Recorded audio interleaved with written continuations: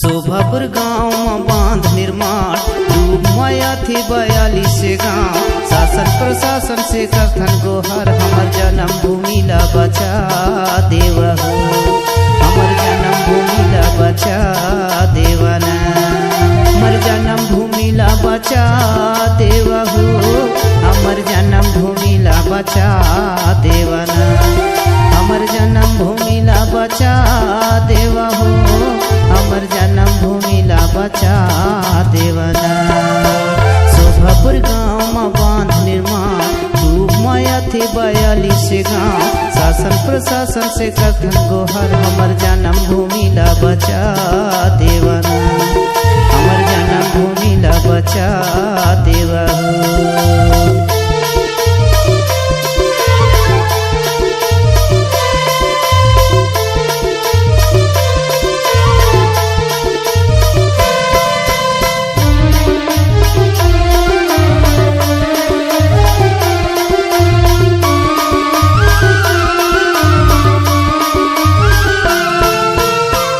जगह में तुम बांध बांधो बंजर भूमि जैसे भर्रा स्थान, ऐसे जगह में तुम बांध बांधो बंजर भूमि जैसे भर्रा स्थान।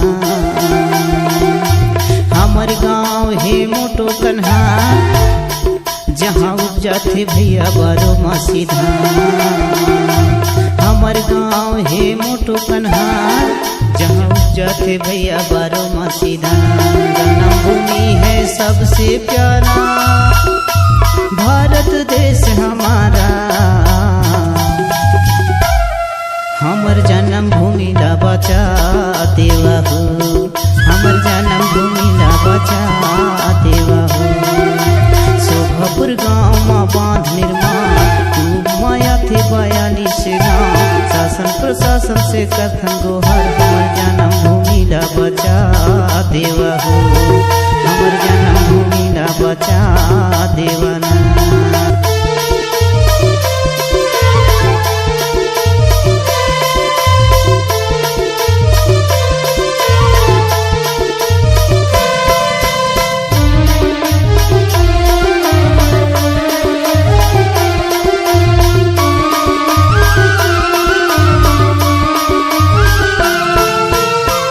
सरकार नियम बनाए हो ग्राम सभा मान्यता दे हो,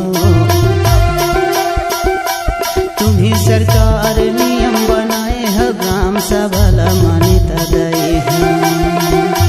हम जनतन की सुनो पुकार बांधल कैंसिल करो सरकार, हम जनतन की सुनो पुकार बांधल कैंसिल करो सरकार। दूर क्षेत्र के सब जनतन मन सहमति नहीं है सरकार, हमर जन्म भूमि ला बचा देवहु, हमर जन्म भूमि ला बचा देवहु। शोभापुर गाँव में बांध निर्माण डूब माया थे 42 गाँव। शासन प्रशासन से कथन गोहर हमर जन्म भूमि ला बचा देवहु, हमर जन्म भूमि ला बचा देवहु।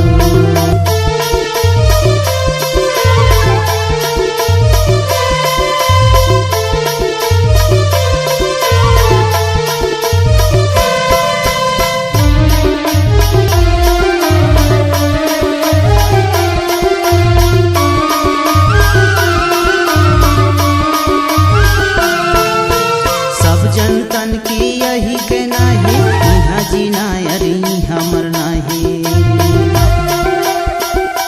सब जनतन की यही कहना है यहाँ जीना अरे हमर नहीं।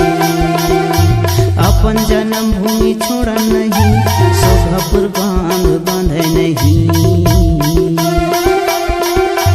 अपन जन्म भूमि छोड़न नहीं शोभापुर बांध बांधे नहीं। जब ले सुने हर बांधल भैया मुश्किल मदिन पहावते हैं, हमर जन्म भूमि ला बचा देवहु, हमर जन्म भूमि ला बचा देवना। शोभापुर गाँव में बांध निर्माण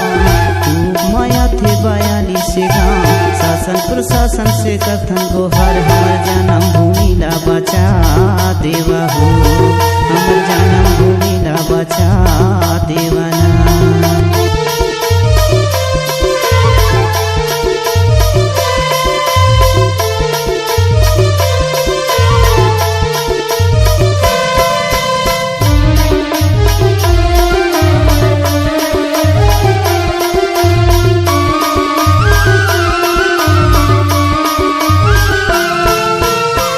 क्षेत्र में ऐसे नेता है संसद विधायक मंत्री पड़े हैं। हमार क्षेत्र में ऐसे नेता है संसद विधायक मंत्री खड़े हैं।